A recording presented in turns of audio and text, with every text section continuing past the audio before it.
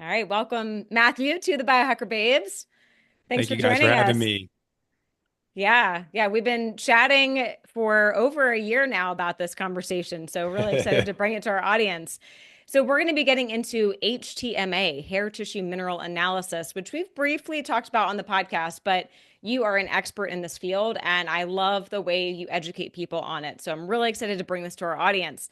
But we want to start a little bit basic. If this is new to anyone, just the basics of what is HTMA and how is that different than testing through our typical annual blood test that most people are getting. Yeah, they're dramatically different in my opinion. For instance, blood testing is great. There are definitely certain markers that I do still get blood work twice a year, and take a look at certain markers on there. So totally not against blood work as a whole. There's definitely some A1Cs, and there's different things we look at that kind of make sure you're kind of have your health in balance there.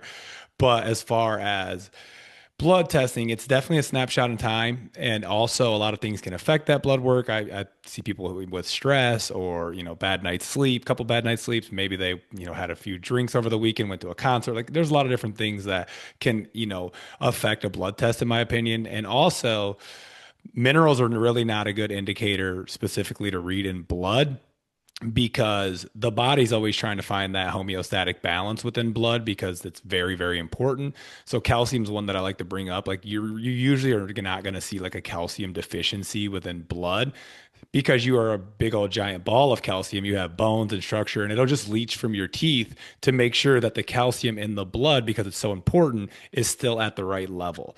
So the blood's a little skewed, in my opinion, when it comes to testing for minerals. And it's also just a snapshot of what's going on basically that day and that time. Now, HTMA, for those who've never heard of it, is hair tissue mineral analysis. And I believe it's a cellular biopsy test. I think it's an extension of the cells. And what we're reading there is basically a 3 month average or pattern, which is actually really, really critical in my opinion, because the hair is growing at a specific rate. So when you cut off that inch to inch and a half of the hair, now you're getting an average of the length that hair has grown out, right? So that's really what we're looking for. Like, what's the trend over time? Not like what's going on today, what's going on in one time. You want to see that 3 month average and that trend, and then we do the retesting on the back end and change the protocol based on the new patterns as well. So retesting and retracing we can get into if you want is very critical. But basically, what you do is you're going to take a piece of your hair. You like to get it closest to the base of the skull because that'll be the newest mineral patterns. Obviously, if you were to cut like the bottom of one of your guys' hair, that's a very old mineral pattern. It's a couple of years long, right? So you want that part right by the base. And then they're going to basically turn it down into a liquid. And in the lab, there's like these $300,000 machines that they use and they burn it. And in each heavy metal and mineral is going to basically have a specific light frequency. And then they can measure it that way, send it back into, the data, the HTMA test. And then I will read like all of your mineral patterns, the ideal levels, the ratios between them, and also get a little glimpse of maybe some heavy metals that you have in the system or that you're holding on to. And then from there, we kind of design a mineral and nutrition program. I think we know when we call it mineral balancing, some people think it's like solely just going to be like a few minerals, but a lot of the B vitamins and nutrients also play a big role. And then we like support the liver and the kidneys because it is a detoxification program. And then also we use organotherapy, which I think a lot you guys like. I think a lot of the health community likes. So we're using those desiccated organs as support as well. So it's kind of like a complete like synergistic program based on your data. That Yeah. was an amazing Sure. intro. Thank you so much. And I love that we're getting an average because yes, blood work, well, all lab work is quite expensive. So it's hard for someone to spend money and then you're just getting a snapshot in time. And I love blood work, but I do really appreciate that we're getting more trends. We see a narrative that's being told. Can Mhm. you, so a big question that I get, or like eyebrows sometimes raise when I say minerals, can you discern and clarify the difference between minerals and electrolytes? Because I think there's still a lot of confusion around what are minerals? Why are they so important? Yeah. Minerals, in my opinion, are pleiotropic. So what that means is it's basically a terminology that's stolen from or taken from like genetics research, which basically means that one bad genetic, weak link can obviously have a cascading effect on other sets of in the genome, right? And so minerals are, in my opinion, in that category because minerals elicit different effects across a broad spectrum of biological processes, whether it's structural, whether it's enzyme function, whether it's, immunological, it can be, neurotransmitter function. So you can have one mineral deficiency, which people usually have tons across the board with today's like farming system. But, for instance, calcium. Calcium is needed to properly make sure the tight junctions in the gut are held together properly. So for leaky gut, calcium is also needed for bones and teeth. That's very common what people think. Calcium is also needed for different enzymes in that help with neurotransmission. So it's like memory, recall, acetylcholine. Calcium is also very calming of a mineral, so it helps to calm down the nervous system. So you can see how they're sort of pleiotropic, as if you have one deficiency, it can present itself across a wide range of symptoms or maybe diagnoses. And that can present differently from person to person as well, because maybe you have more of a calcium deficiency in a certain area, or maybe you have more heavy metals in your bones as versus maybe having some heavy metals in like your organs. So the same heavy metal exposure or mineral deficiency and imbalance, that we could have the exact same chart, the exact same things going on, but we could have completely dramatically different symptoms. And that's why it's kind of nefarious and it's kind of confusing.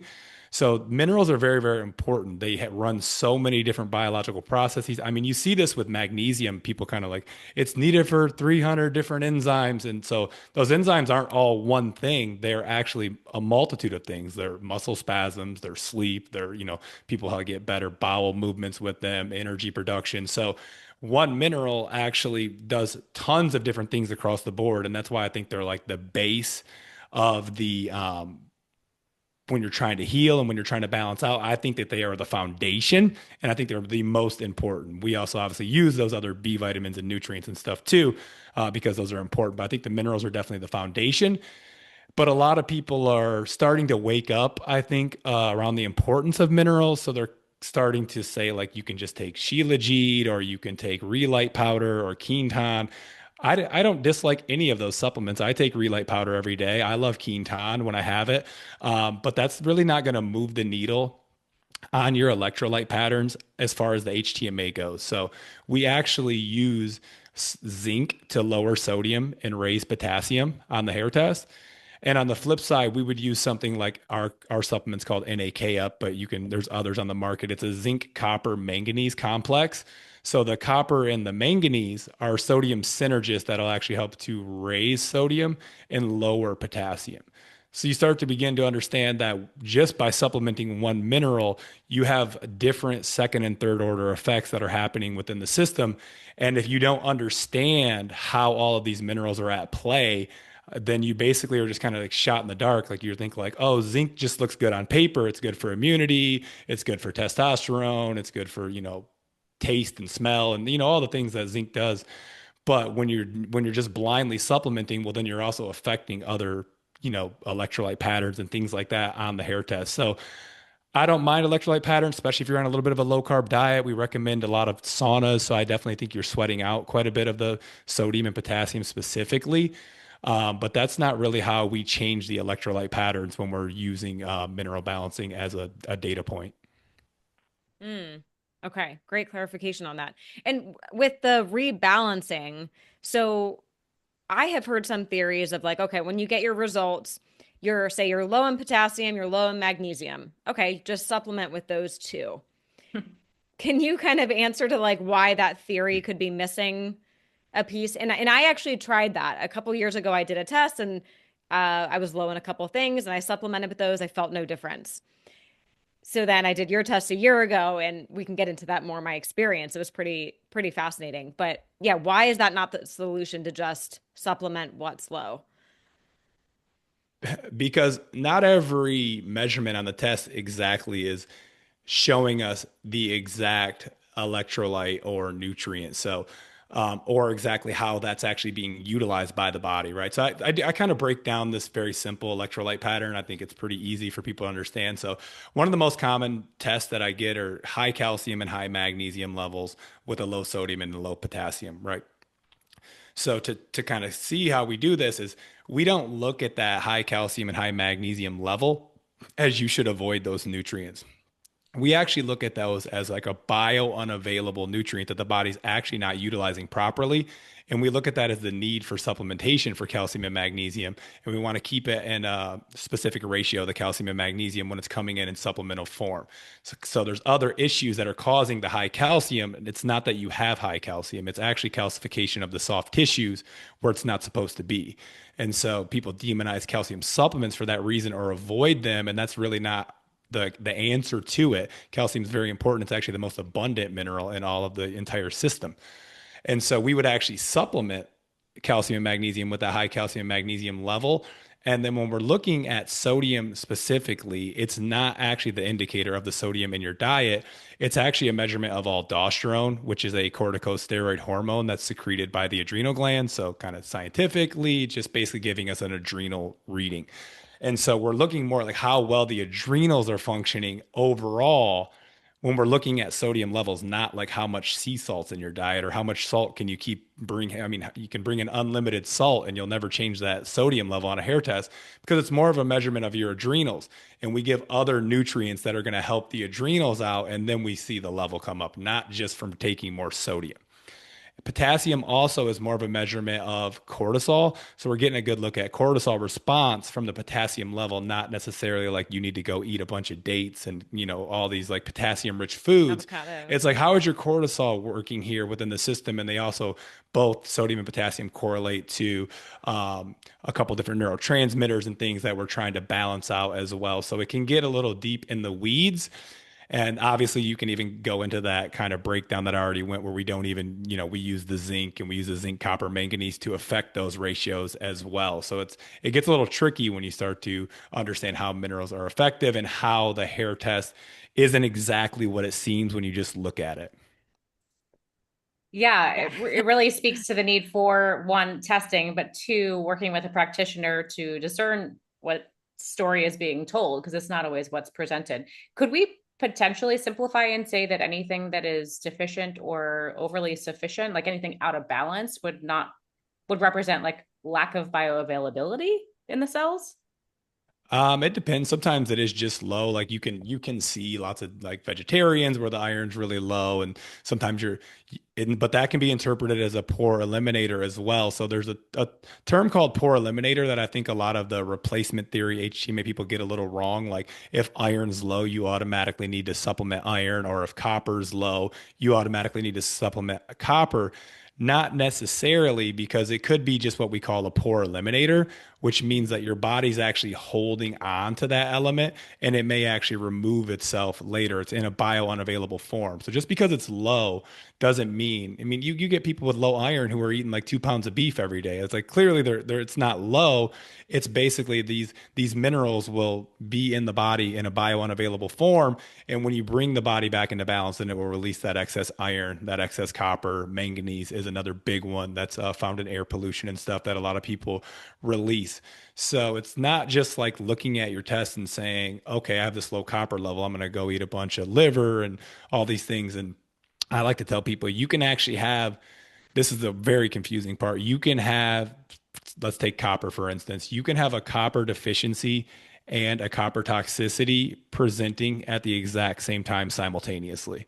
So you can have bio unavailable copper that's in the system, not being utilized by the body properly. And there's different patterns and ways we can tell from the test whether or not you have some hidden copper toxicity symptoms that aren't based on just the copper level, while also maybe needing that copper to balance out that sodium potassium ratio at the same time. So there's a bio unavailable copper happening, which is causing all sorts of different mental issues. It can cause parasite infections, fungal infections. It's copper is very antimicrobial and antiparasitic when it is being utilized properly. And then it kind of does the reverse of that when it's in a bio unavailable form. It starts to act sort of like a heavy metal. And so we don't necessarily just focus on oh, let's take a bunch of zinc to get rid of your copper toxicity. We bring the HTMA back into balance as a whole, and then the body will begin to eliminate things as it sees fit. So we don't hyper focus on any metal or mineral. We're just always balancing out the ratios and giving the nutrients that you need based on the test. And then the body will eliminate things as it feels comfortable, which I think is a much safer way to detoxify as well. Because from my experience, although detox reactions don't feel that great, the mineral balancing system doesn't ever really release something until it knows that your body can basically go through that and eliminate that. As opposed to like chelation, where it's like whether your body's ready or not, we're just coming in and ripping things out. Yeah, I think we Yeah. definitely prefer the let's support the body to do what it's naturally designed to do Hmm. rather than forcing Yeah. something upon us. I guess chelation is needed in some ways, but I'm just a quick question about the copper. Are you testing free versus bound copper? Is there a delineation in when you're So testing the hair? that's more of like the Morley Robbins type stuff. I think they measure more of that in blood. In the hair test, we kind of just get the ideal level and see where it's at, and then we'll see it excrete out a lot of times. A lot of times you have to remove a lot of the heavy metals first and bring the adrenals back online. And then the adrenals will, once they're back working more properly, they'll send those kind of ceruloplasmin and those DHEA kind of um, responses to kind of shuttle the excess copper out. So a lot of people have hidden copper toxicity because, for one, I think we just demonized zinc for the longest. You definitely have copper toxicity if you've been vegetarian or vegan for a long time because you have had no zinc and you've been eating copper rich foods even in small amounts. So vegetarians tend to have it worse, or vegetarians kids that I see will have a lot of copper toxicity. But from my experience, everybody releases at least some level of bio unavailable copper at some point on their program because we are so zinc deficient. Mm, Yeah, that makes sense. yeah. Eh, Um, sorry, go ahead. And the excretion is often a good thing, right? Like if you're just looking at a test and you don't know what you're looking at, you'd be like, oh, why am I releasing all of that? Yeah. But that's again, that's what the body is supposed to do. So we need the practitioner to be able to understand what's happening and why.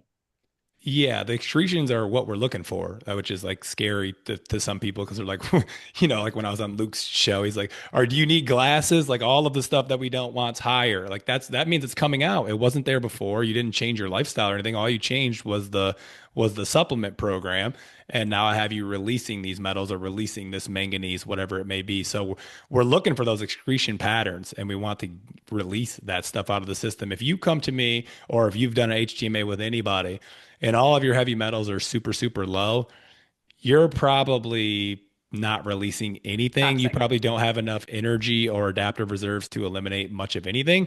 So Mm. some people kind of freak out when they come to me and some of the heavy metals are elevated, and I'm like, hey, at least you have some energy. At least some of them are coming out. Because if you were holding on to Yeah. all of them, you'd feel even worse. So it's kind of counterintuitive that way. But I usually see that people handle a program a little bit easier if they don't have all the heavy metals super low.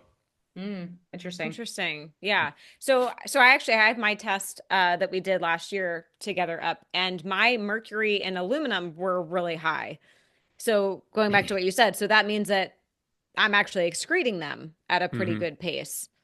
Okay. But I could also be exposed to a lot of mercury and aluminum, or that could be an old pattern. It can be both. Sometimes I obviously dive in and ask questions specifically around mercury. I'll tell you this. I don't care who you are, what wild caught stuff you're eating. If you're eating a lot of seafood, 9 times out of 10, I ask them if their mercury's elevated, and I ask them if they eat a lot of seafood. It's almost 9 times out of 10, yes.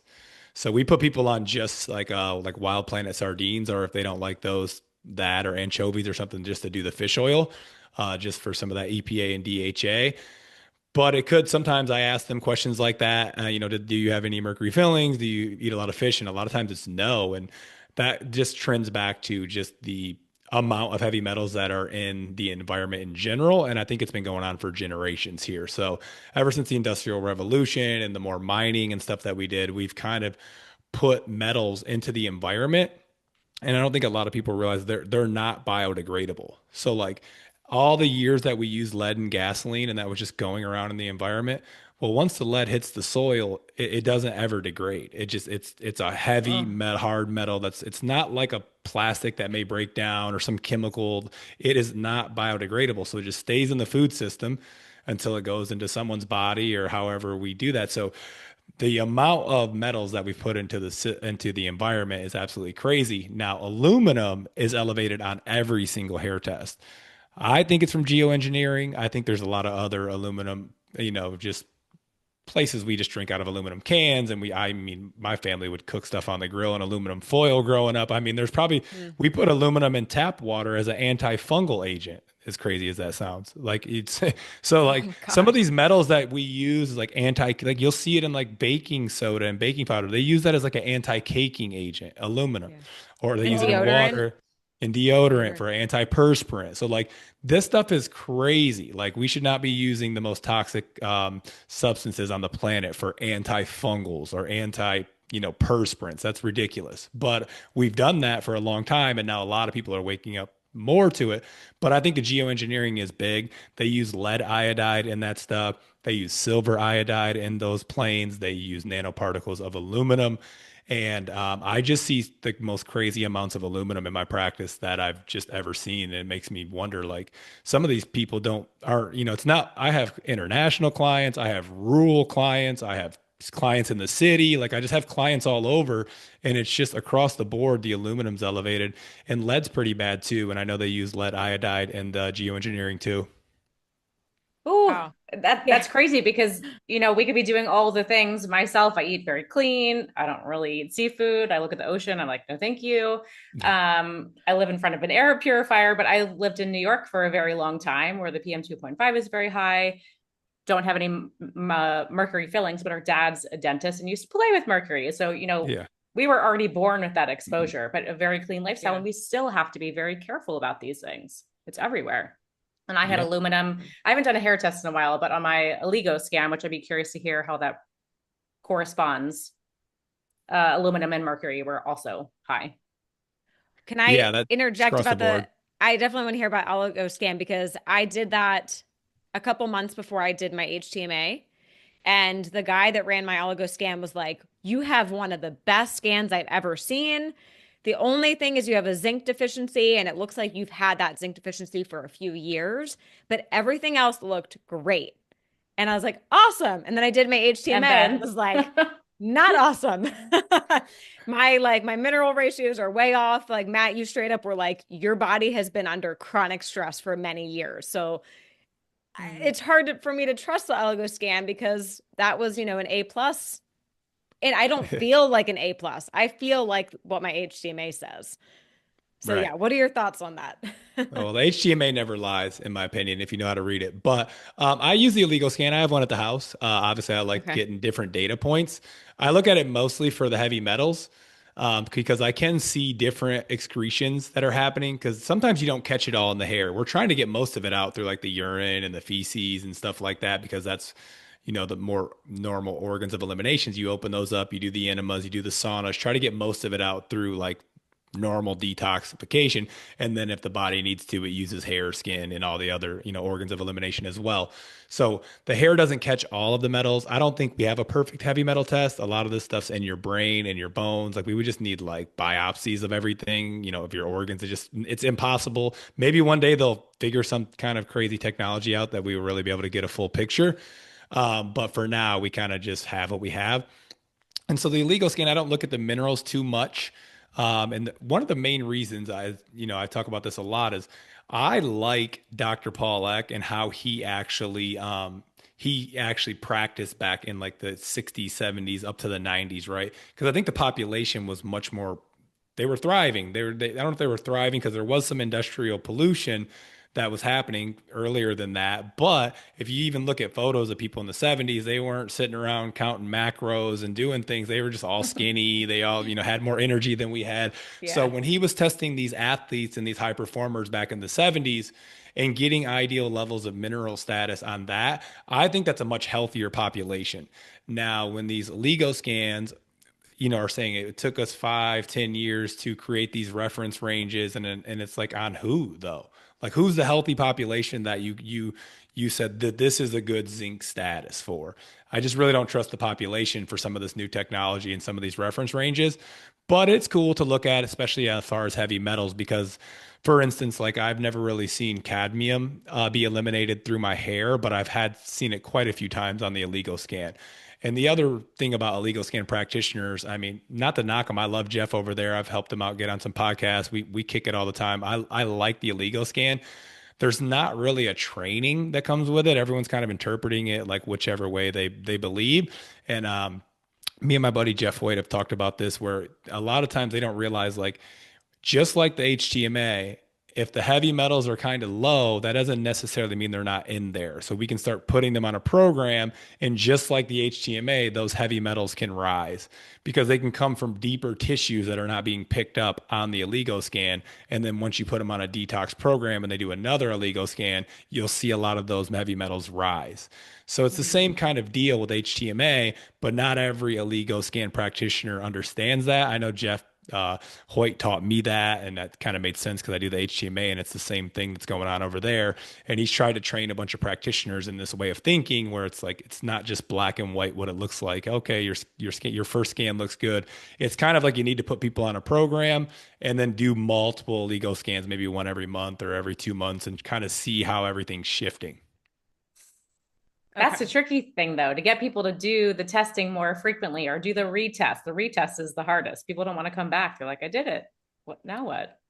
Yeah, the retesting is critical. So, and it's interesting because the way we do mineral balancing is, I really don't know how Dr. Pollack landed on this method, but it's so bizarre how it works. You don't actually just see the potassium levels naturally get better or the calcium level come down automatically. We actually kind of rewind you back through old mineral patterns that led you into the mineral pattern that you came and seen me with.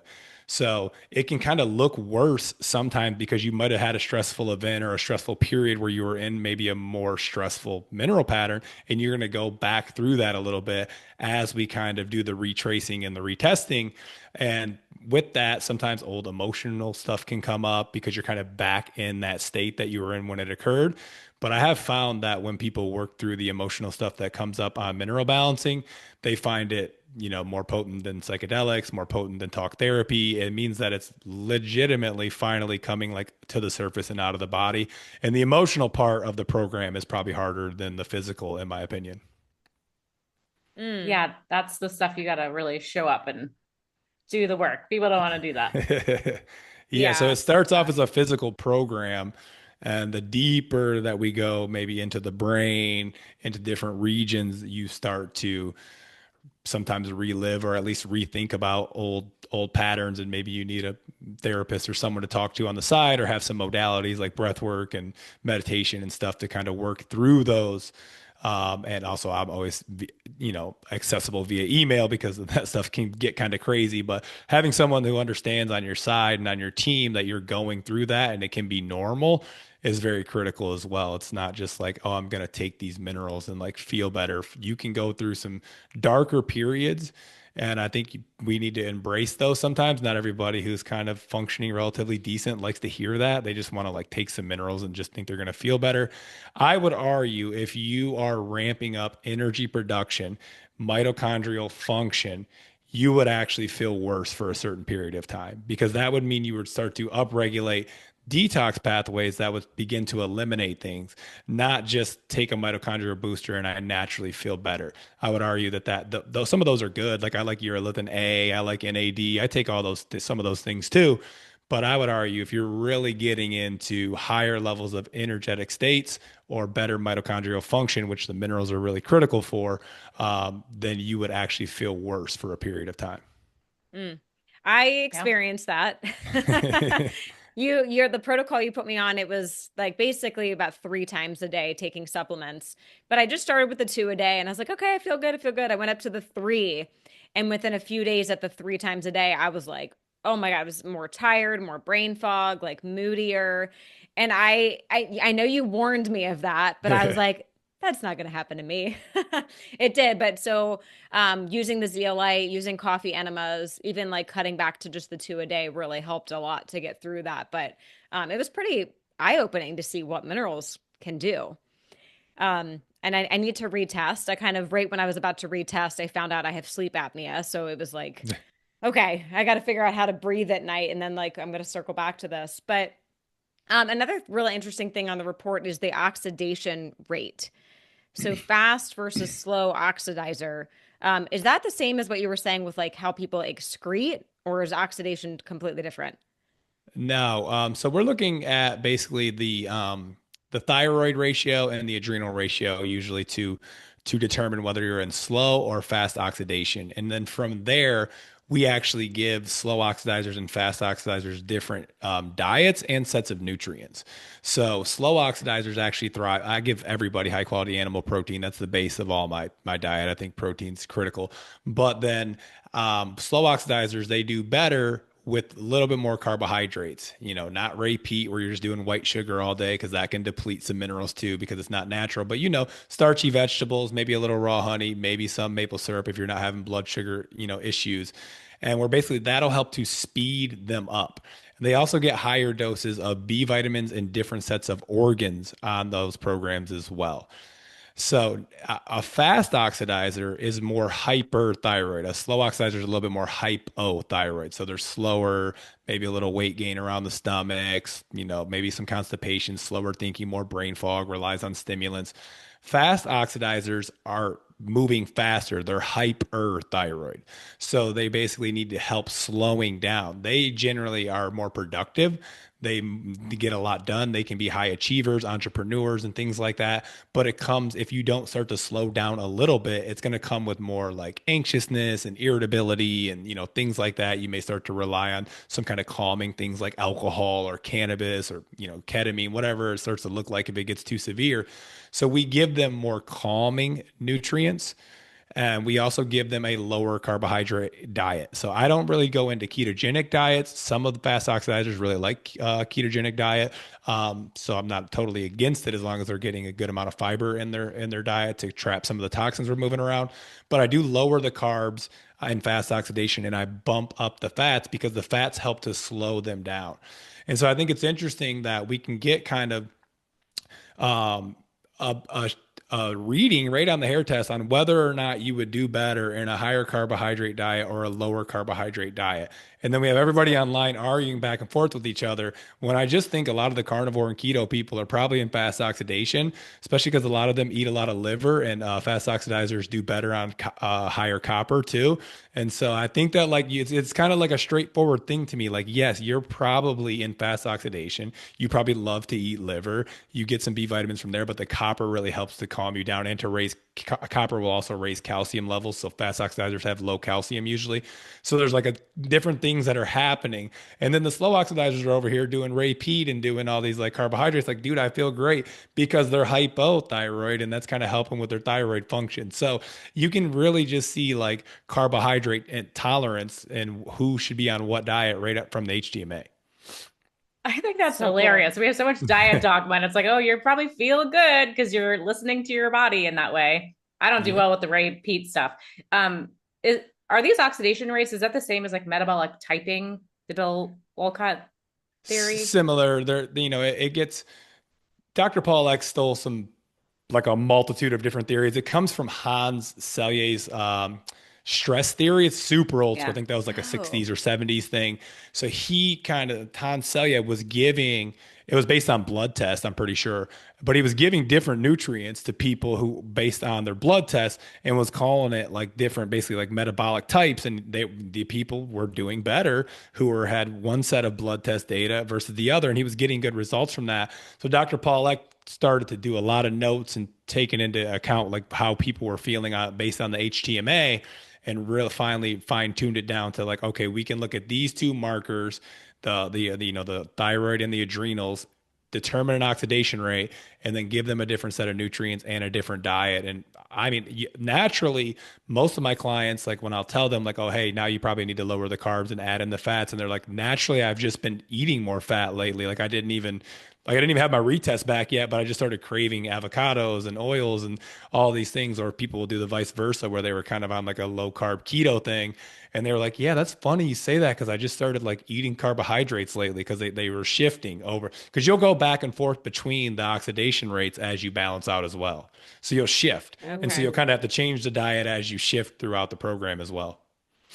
Okay. Because I didn't think metabolic typing changed, right, Lauren? Wasn't that a fixed What type? I was taught is it's more of a fixed type, but I guess it can express and kind of shift over time. But I wonder if it Mm. would come back to where you initially started. I don't know at what time, at what point in your life is an optimal time to do that test. Yeah, I've never 100% did metabolic typing, so I'm not like a wizard with that. But I know Dr. Pollack kind of took his oxidation rates. It's kind of like a metabolic typing that you can see from HTMA, but he's based it more on Hans Selye's stress theory from back in the day.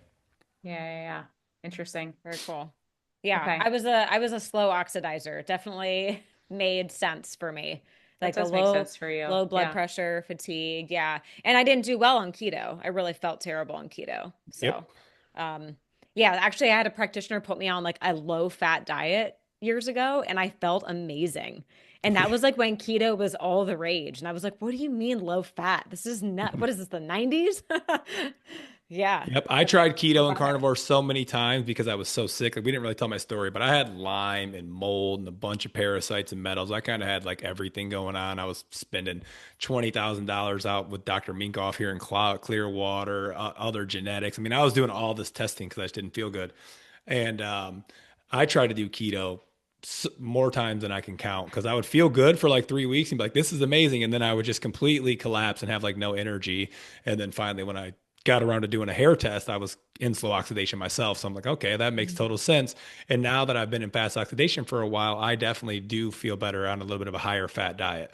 I like to work out and stuff, so I keep my carbs around like 100. I don't do keto, but it's definitely like, on the lower end with a little bit of a higher fat.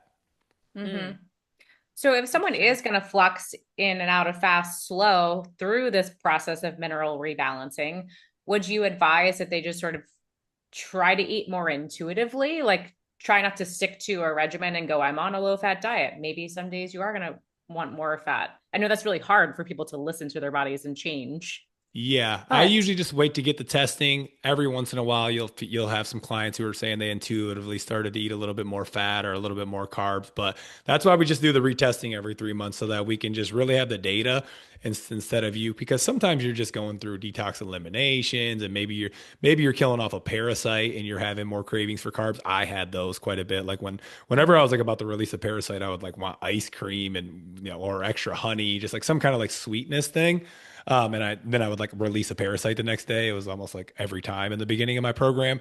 So you can't oh trust wow. every kind of intuition when you're killing off all sorts of different pathogens and bugs. And because we focus on the heavy metals, but I think as you kind of just upregulate the detox pathways, the immune system, and all of that, you are going to get rid of some of these people retrace chronic sinus infections or skin issues might actually get a little bit worse before they get better and things like that. So you can listen to your body a little bit, but sometimes when you're feeling like crap, it's a little bit hard to understand it all the way, and that's why the testing is just where we just can get the data. Okay, switch the diet, or you're still in slow oxidation and stay on the carbs.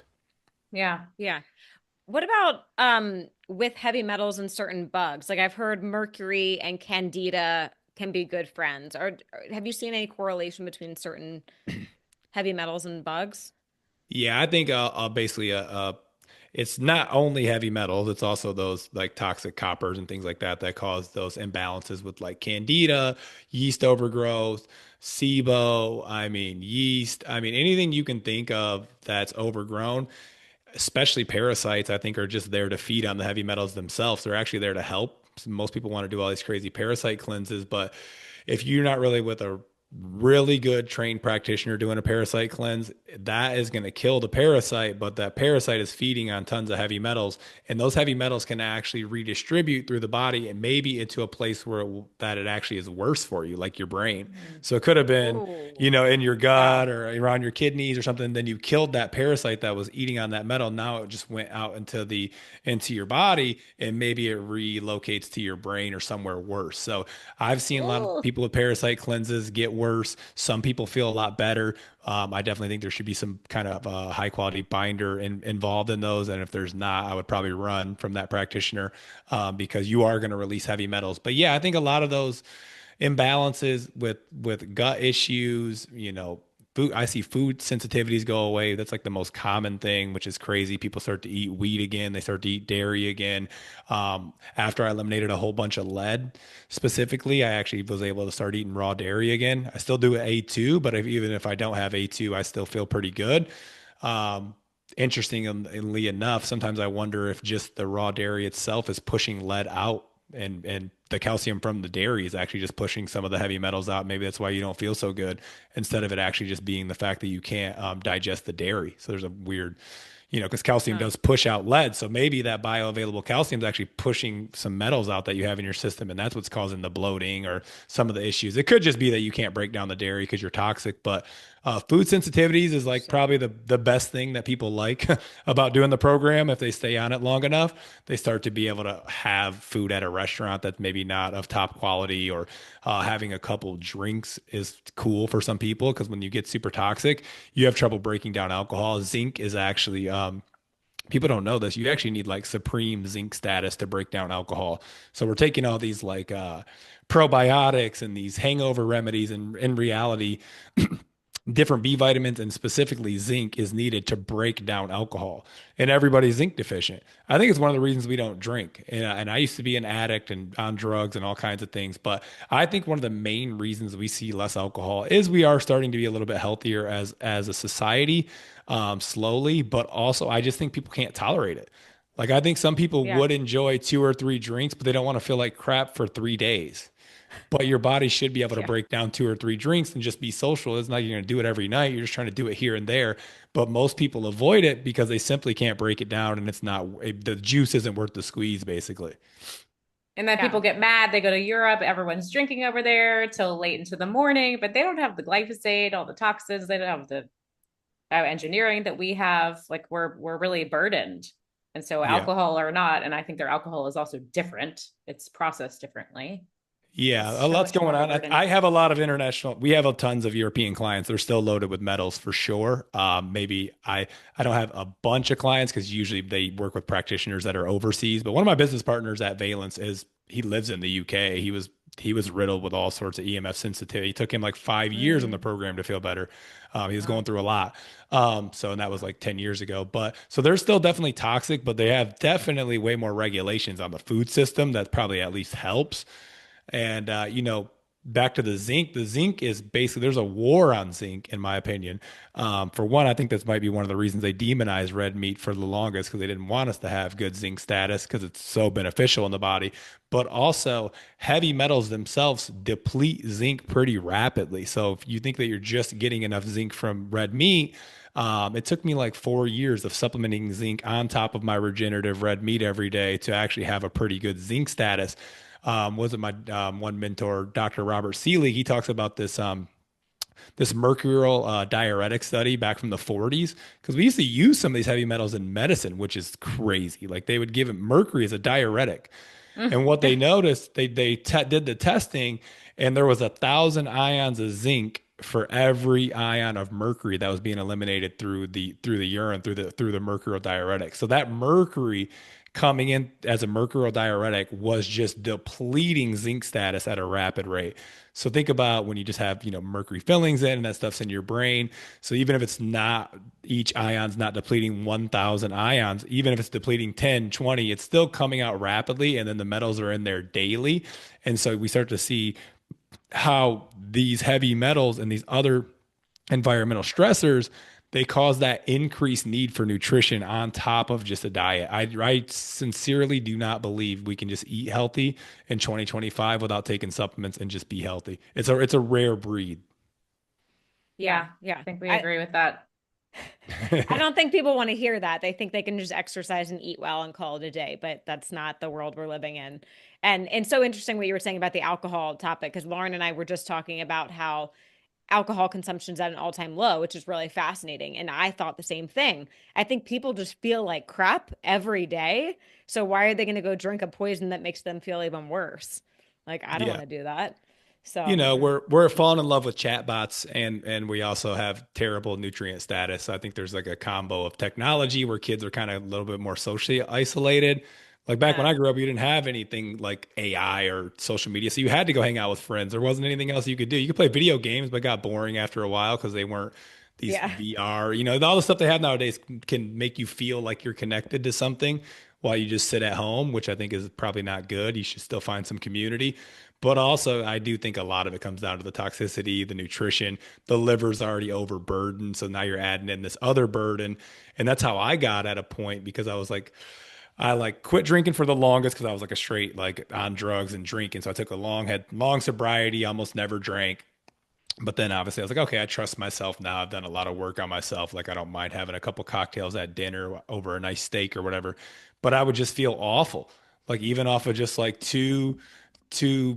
cocktails, it was ridiculous. So I just like it's not even worth it. So then you start to just be like the only person who's not drinking when you're hanging out with people. And I wasn't trying to go like get wasted or anything. I was just like trying to be social. And yeah, just and the more I do mineral balancing, the more if I have like a couple glasses of wine or a couple cocktails, I really feel almost nothing. It's pretty crazy. That's a good wow, goal. That's motivation. yeah, Be able to enjoy a cocktail with dinner, less repercussions. I like that. Mhm. Yeah. You mentioned yeah. a little bit about your story dealing with Lyme and parasites. So I'm sure people are wondering, like, did you detox all of those? Because you go online and people are like, you got to kill the parasites, you got to Yeah. kill this. But I think we started this conversation about teaching the body or just upregulating normal detoxification. I'm curious, did you really just focus on the mineral balancing and just supporting detox pathways? That's what moved the needle the most. But I did do, like I said, I did that $20,000 protocol for Lyme. And this was after I had already been seen, like I seen one doctor and he said I had HPA axis dysfunction and adrenal fatigue. And I did his thing for like a year and it was super expensive even over there. He kind of looking back, that was like my first functional medicine doctor. I'm like, okay, he was kind of just like shilling products a little bit. I really would, now that I have a lot more knowledge, I would have got a bad vibe from him probably, but it was like my first functional doctor I'd ever seen. And he did the 24-hour saliva test. He did some functional tests. They were good to see. My cortisol was flatlined. I had no cortisol through the entire day, which explains Mm. like complete burnout. But I did years of partying and drugs. Like I did it, a lot of it to myself, but I also had mercury fillings and a lot of health issues growing up. So I mean, it was just like a compounding over the years, and I was bound to collapse at some point. But and then I did the Lyme treatment. My wife seemed to think I got a little bit better from that. I still felt like I was half dead. But that was like ozone, PMF, bunch of IVs, 40 different supplements. He had me on peptides. He had me on amino acids. He had all this stuff that was going on. And he had all like muscle tested me for it and did all this fancy lab work and everything. And he claimed that I killed off the Lyme and the Epstein-Barr and the Babesia. So maybe I did kind of get rid of some of those. I still just felt like I had, short-term memory loss. I could not work out. I had brain fog all the time. And I was just like, I can't keep living like this. And so I started to play around with some of like the Morley Robbins stuff. That's kind of who kind of opened my eyes to the minerals because he's super intelligent and charismatic. And I was like, wow, this sounds crazy. Like maybe copper and magnesium's all you need. And I did his program, not directly with him, but and I just didn't feel that much better. And then I got into another like high copper protocol, which was kind of like a renegade, no testing. We were just taking like high amounts of copper with high amounts of zinc and a bunch of other nutrients. And there was like this big Facebook group that had 30,000 people in it. But we were kind of all learning about different forms of minerals in there and, all the benefits of zinc and all the benefits of these other minerals outside of just copper and magnesium. So then I started to think like, okay, it's if there's no hierarchy on minerals here. Like they're all important. And if you have deficiencies or imbalances in any of them, then there's going to have problems within the physiology. And so then I finally got introduced to like the Dr. Paul Eck people. And then the way that program, and that was even before we created Valence, even on the old Dr. Paul Eck supplements that we reformulated, I had gotten, released more parasites, more just kind of nasty stuff that looked like candida and stuff would come out in the enemas. Like there was more coming out of me through the HTMA than any of those other kind of systems or Wow. doctors that I seen like combined. And so then we reformulated the supplements and they're even stronger. And so they work even better. And it's just been kind of wild. Wow. Thanks for sharing your story. I didn't realize you had been through. so Yeah. much of that. Yeah. But Yeah, all I'm part of the really more of a journey, and gym you've bro, learned. honestly. I Yeah. really like didn't care about functional health. I just like used to lift all the time and I would party and I would just like do these bodybuilder type of I never like did a show, but like I'm way more of a gym bro kind of guy. Like we're kind of the early biohackers anyways, playing with different compounds and stuff Yeah. that we'd find online and stuff. That's way more like my area where I like to be compared to I just got so sick that I had to like figure this like functional health, like nutrient mineral piece out. I kind of got thrown into it because I was so sick, but had it be me, I'd just be working out somewhere like kind of gym bro life. Yeah. Yeah. It's usually how it goes. You're forced into it. You're forced into finding some answers for yourself. Hmm. Yeah. Well, thank you for going for that through that because you're helping a lot of people. So Yeah, I Yeah. think it was God's plan overall. Yeah. yeah. Yeah. Yeah. Quick question. What are your thoughts on humic acid and fulvic acid? Because those are kind of gaining a lot of popularity right now. Yeah, we've added small doses of like purified Shilajit powder to help with like mineral absorption and stuff like that and Okay. our like slow ox and I think we even might have put it in the new fast ox. So like there's definitely some area where I think that they help with actually like mineral absorption. But when you're Okay. talking about like Shilajit or humic and fulvic, these products are never going to give you like 50 or 75 milligrams of zinc that I might have you on, or they're never going to give you like 600 milligrams of calcium. Like that's not in Shilajit. There's like these small like trace minerals in there. And Shilajit, I think a lot of people feel better on. Maybe it's the minerals, but there's also like direct like compounds in Shilajit that help with like mood function. And it's kind of like almost like a nootropic to an extent. So there's Hmm. different compounds in Shilajit that are helping people feel better outside of minerals. And the humic Okay. and fulvic, there's some good data around that, and maybe mineral helps with some absorption of minerals, but you're never going to get like the dosage that you would get from like HTMA. Right. Okay. Yeah. That makes sense. Yeah, because I've taken them and I don't ever feel anything, but I'm like, hopefully it's just kind of low level doing something. And Shilajit, I have a new jar sitting on my kitchen counter and it smells so bad. I don't know. You got to do the So, tablets with Shilajit, in my opinion, and just knock them back. oh, okay, okay. Yeah, All Black right. Lotus makes them, Mito Life makes them. Shameless plug, I know both of the owners there, but yeah, really clean, just Shilajit tablets, and you just take them as like a pill. That's I the like only way to that. do Shilajit, in my opinion. Okay, yeah, this is like the Mm. paste that you're Yeah, supposed to Oh, like no. just put. straight resin? Yeah, no. Symbiotica makes it good. They compounded it with some other, I don't know what else is in there, some kind of squeeze it into your mouth. Not terrible. Definitely tastes better. Um, Okay. I'm curious about some mental health and mood stuff. Can I ask another question, Renee? Are we at time? Yeah, go. One I think more. we're okay. Go for it. Mood and mental health. I'm just seeing more and more awareness, of course, around mental health, but more and more people that are diagnosed or even self-diagnosing with like ADD, ADHD. And I think we're talking so much about like the socio-behavioral components, less about the physiology. Curious, in your opinion, what are you seeing with mineral status and how much of that can we really interact with from a mineral standpoint?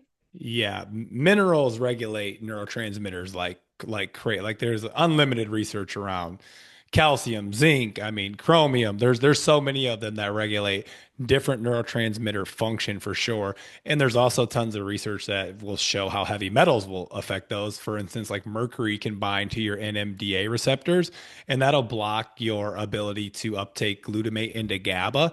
And so Mm, when when something like that happens, then obviously you're in a more stressed out state because you don't have that calming neurotransmitter as GABA. You're not going to turn your glutamate from your diet into GABA. So then you probably might reach for alcohol because that's a good way to get mm, GABA, right? So people might not even know that they have the toxicities and they're reaching for, substances that are going to kind of help balance them out. And I think that's another reason why some people might like uppers and some people like downers. You always kind of wonder like why. Like I was in the drug scene and festivals. And like everyone kind of likes different things. And then the more I get into it, I'm like, yeah, probably different neurochemistry is reacts to that a little bit differently depending on your imbalances. And so you have a lot of mental issues that happen when you have heavy metals in there. Aluminum's pretty critical for like brain just processing power in general. Like we see it in Alzheimer's, we see it in dementia, we see it in autism, we see it in ADHD and even OCD. Copper and manganese are really, really big. Like a lot of people don't even feel like they got over the hump of the program until they do eliminate quite a bit of copper. because a lot of that's gut stuff that happens, but then obviously your gut brain connection is really, really critical. And you can have, high amounts of biounavailable copper and manganese are, they're linked to like things such as like schizophrenia. So it's like you can actually get into some severe states if you have too much of this imbalance in these toxins in your body, where you can have like disorders, basically like maybe multiple personality disorder. People talk about doing the program and kind of coming out of some of these like psychiatrical, like clinical type of diagnoses just from getting like the heavy metals and the copper and the manganese and stuff out. So kids, you see it with the best. It's hard when someone might have like a psychological disorder to tell them to like do the diet, do the supplements, do the enema. Like they're already like not feeling great, and they might even be like slightly bipolar, or it's kind of more of a challenge once it gets to a certain degree. But that's why I like to start with the kids, honestly. The kids respond so well. Kids with autism do well. Kids with OCD or ADHD and learning or speech issues, all of that stuff comes back to the mineral system and the heavy metals that are in the taking place of those minerals and causing issues. And I mean, I post stuff on my story all the time about kids. It's crazy how quickly the kids respond. They just have less of that congestion, and they really don't even need the binders. They only need like 3, 4 supplements in really small doses. And you see kids with skin issues, mental issues, behavioral issues. Picky eaters, I think, really goes back to a zinc deficiency as well, because zinc is really, really needed for like taste and smell.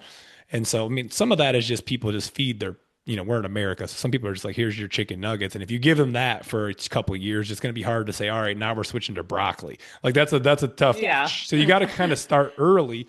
But some kids, even when the parents are like kind of these crunchy moms that I get, I mean, they're not even vaccinated. They're don't eat processed foods, and the kids are still really picky.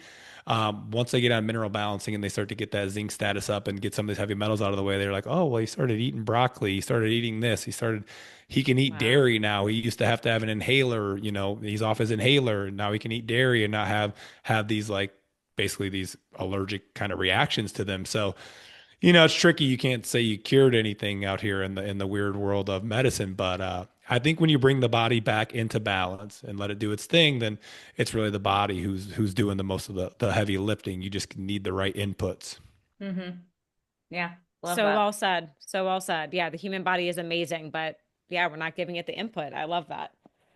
Amazing. And you have some awesome testimonials that you share on your Instagram. I see like people, taking different supplements or working with you. Like the testimonials are just amazing. So very Yeah, the cool to ever since see. we've done the valence supplements, it's been crazy. I mean, like I said, we did. I still think that even the Endomet supplements we used to use that are Dr. Paul X formulations, they did really well, just because of the ratios and the specific nutrients and the way we did the diet and the enemas. But once we upgraded it to the more like bioavailable forms with the Valence Nutraceuticals, the company I created, and did like better bioflow agents, supported the kidneys with some herbs and some different things, we really started to see like tremendous change like quickly. It used to take people like over a year sometimes to detox lead with the old Dr. Paul X supplements, and now we're seeing it in like on the first retest a lot of times. So it's definitely working faster. You do have to have a trained practitioner who knows how to lower the dose for you, because it is working so much faster. Mm. So we do start people kind of like what you did. I'll give you 3 doses a day, but I'm like, you can just try one in the morning for a minute. Then if that feels good for a week or two, then go to the second dose. And also we can tweak things. Sometimes people are kind of sensitive to kelp, and I'll pull that out for a little bit and then put it back in later. So there's like ways to tweak it for sure, so that you're not just getting hammered 24/7. But you do have to have a level of kind of pushing through, which isn't always fun for people. Yeah. Yeah. Yeah. I Yeah. think I appreciated that you warned me like, hey, you might need a little bit of extra sleep, be kind to yourself. I think that's good to know that ahead of time. I try not to sugarcoat it. I was sicker than most of my clients I even take care of. Obviously, I wasn't spending 20 grand out with Dr. Minkoff because I felt great. I was Yeah. I was maxing out credit cards and crap, trying to get healthy. So I was like very, very sick, but my program was tough for a long time. And so I don't try to like act, but then you have these like people hit me up like, you always talk about all the detox symptoms, but I just did the program for 6 months and felt great. So you get those. My wife was actually one of those. I'm like, lucky you. She was just have like, Mm. take some naps here and there, a few enemas here and there, and then like for after about 6, 8 months, she was pretty good. A couple slight detox reactions just here and there, but lucky her. That's not the norm. I would say most Yeah. people kind of got to go through it a Mhm. little bit, and we pull off the supplements, take breaks, do more enemas. There's ways to work around it, but you will go through some of those physical symptoms and also some of the emotional stuff as well. Yeah. Yeah, thanks for Right. saying that. I think it's so important because our natural inclination is to go, I feel worse. It's not working or it's hurting me. And it's just Yeah. Right. honoring the body's process, what should I happen. mean, some of these metals have been Yeah. in your brain since you were born. So do you think that like Yeah. naturally when we release that, what do you think is going to happen? That your body's going to kind of go into a little bit of a panic, like a little bit of, or or Yeah. when we remove that metal, now the immune system starts to work better. Then maybe it wasn't attacking this a sinus infection. Like you may think like, oh, I used to get sinus infections, now I don't get them anymore. Well, maybe your immune system just got so down regulated that it couldn't even fight the sinus infection. It's just living in there. So you start to have to blow your nose for a couple of days, or you're coughing. Some of these metals are in your lungs. So you're kind of hacking up mucus sometimes. And, it Mhm. really just depends on Wow. where the metals are located in the system and which ones are being released. So like the same heavy metal release can look different symptoms wise from each one of us three, because mine could be coming from the lungs, yours could be coming from the brain, someone's could be coming from the kidney. So they're just stored in all these crazy places. And that's like the nefarious part of heavy metals, is like we can all have kind of the same exposure, but then we can have these different diagnoses. And that was like the big thing when I was looking up all of these like diagnose. I wouldn't really let anyone diagnose me with autoimmune or whatever until I finally got a Lyme, because I was like, all right, I'm so dead. But I was like, all of these have the same symptoms. Like you would just look and there's like these list of symptoms for this diagnosis, that diagnosis, and I'm like, they're all the same. You have Yeah. brain fog, you have fatigue, Yeah. you have gut issues. Like they're all pretty much the same with like a couple like outliers here. And that's where I'm like, okay, I don't really even attach to diagnoses anymore. I just get as many of the toxins out of the system as possible, and usually people feel better. Yeah. Yeah. We're toxic and we can't make energy. It is like simple. Yeah. That's Yeah. it. Yeah. It's Yeah. not, it's, we overcomplicate it, I think, in the functional health space when it's the HTMA is complicated itself. It took me a while to wrap my head around it, but then you start to just like break it down to like you just need more energy. Minerals and nutrients create energy, and you need to remove the things that are shutting down energy production, which are the heavy metals are the worst. They're Mhm. definitely the most toxic. There's no like safe amount. Like none of these metals like should be in your body at all. We're always going to have them, even if you're detoxing forever, because you're going to keep getting exposed. But Yeah. the as low as you can get them would be best. And Mhm. then obviously we add in the glyphosates and the plastics and everything else, and it's kind of like a perfect storm. Ah, so many Awesome. things. So many things. Yeah. We'll love to ask you a million more questions, but we're going to start to wrap up. Can you tell our audience where they can find more of you, where they can access Valence and the testing? Yeah. So my website is integrativethoughts.com. That's also the name of my podcast. I might be one of the only people who's got a tons of like HTMA shows. I don't know any other HTMA practitioners that also have a podcast. So I think there's people enjoy that, kind of learning more about the program. So I have tons of different HTMA and heavy metal podcast on integrative thoughts. I also interview a lot of the same people you guys do, because if you only talk about mineral balancing, the show would be kind of boring. So there's a lot of other stuff you can listen to there, but there are a bunch of mineral balancing and heavy metal stuff there. And then Valence is the supplement company that I created. We've reformulated Dr. Paul Eck's original formulas to make them more bioavailable, to make more active forms of B vitamins. We've added some mitochondrial boosters, made all of the organs like grass fed and things like that, that I think a lot of the community kind of pays more attention to than when Dr. Paul Eck was practicing in the 90s. So kind of made them as clean as possible, got rid of all the excipients. We generally recommend those based on the HTMA. You can just take our BioFlow Plus if you like TUDCA and you like a kind of a BioFlow agent, or if you think your kidneys are a little toxic and you want a kidney support, you can take the Shin 4. So some people are just taking the zinc or whatever if they like zinc. We obviously like to base it on a hair test, but you can check us out there. We'll have more products that are a little bit universal. We're working on a paraxanthine and ketone product right now, which I think will be cool.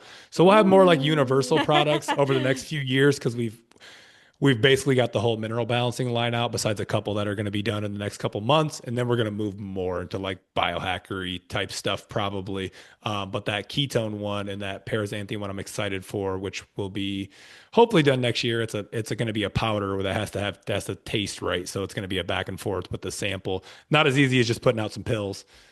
Ooh, Yeah. those are tough compounds to make tasty. Yeah, so that'll I'm be the drinking paraxanthine right now, but adding ketones, that's tough. Yeah, they're Yeah. both, you got to use bitter blockers, and we might even have to put like some allulose in there when I'm more of a monk fruit guy, but if we really need the allulose to kind of cover the taste, we might have to do that. So we're about to get our first sample next week and do some tweaking back and forth from there. Cool. That's Cool. exciting. Very, yeah. Yeah. Keep us Mhm. posted on that. Yeah, I'll send you guys over a bag for sure. Okay. Yeah. Awesome. We're paraxanthine junkies, so Oh, I'm every Truly, day. I'm like, every need day. it. Every I just day. take it ever since I got started taking paraxanthine. I'm like, we need a product with paraxanthine in it. And It's so Mm-hmm. so, good. Mm-hmm. I'm like, yeah, I hate coffee, the way coffee makes me feel now that I've experienced paraxanthine. It's just night and yeah. day. Yeah. There's I believe is also some liver issues and congestion and things that cause people to have a little bit more anxiety and stuff when they do drink caffeine, Mm-hmm. as well. And there's mold and other issues, but I think more so is like the body's already maybe in a stressed out state, or maybe their liver's not processing it that well, and it's already kind of backed up and sluggish. So I think the healthier you get, the more you can tolerate a little bit of caffeine. So I still have my coffee in the Mm, morning, but I do the paraxanthine in the afternoon. okay. Yeah, that's Nice. what I've been doing. Yeah. Mhm. So That's great. That no, fun. you can take that stuff kind of late and go to bed. It's pretty remarkable. Like that's the best part for me. I could like Yeah. take it at 5 p.m. and like Same. be kind of social and go to bed at a completely normal hour with no effects on sleep. That's Yeah. Same. crazy. Same. But coffee would be 1 o'clock. Oh yeah, I'm done. I might Yeah. go to bed, but I'm not going to sleep that well. Not But gonna with stay paraxanthine, asleep. Yeah. I Yeah. go straight to sleep. It's like probably one of the best compounds that's ever been created ever. Yeah. Yeah. That's Just a to be able big to go statement. out and Yeah. socialize is awesome. Yeah. Yeah. All right. Well, let's wrap up with one final question. So, other than people coming to get the test, the HTMA test, what would one piece of advice be, something they could start doing today to optimize their health? Um. Wow. Besides the HTMA test, big fan of honestly just sunlight and learning, trying to circadian rhythm. And I also, to be honest, I think not spoke about a little bit, but I found one of the best things that's helped me with my detox program, and that's relatively cheap, is literally grounding or like sleeping grounded. Like I know there's a back and forth. I find that if I plug in a grounding mat on the bed into a dirty electricity filter, that's probably one of the biggest changes that I've found for just like a couple $100, and you never have to buy it again. So I like doing circadian rhythm because we are playing with hormones and stuff, with the minerals, because the minerals affect the enzyme binding sites, which actually are what helps the hormones. That's why people have better periods and their hormones start to balance out, or their testosterone goes up when you start to give them the minerals. But also, if you're just staying up till 3 in the morning and you're looking at blue screens and your circadian rhythm's jacked, well, now you're kind of obviously stopping progress. So I think you need to get in tune with nature, do some grounding. But I really recommend sleeping on a grounding mat. It's probably the cheapest thing that I've done for my health, and it's great. Do you have Cool. a favorite Love that. brand?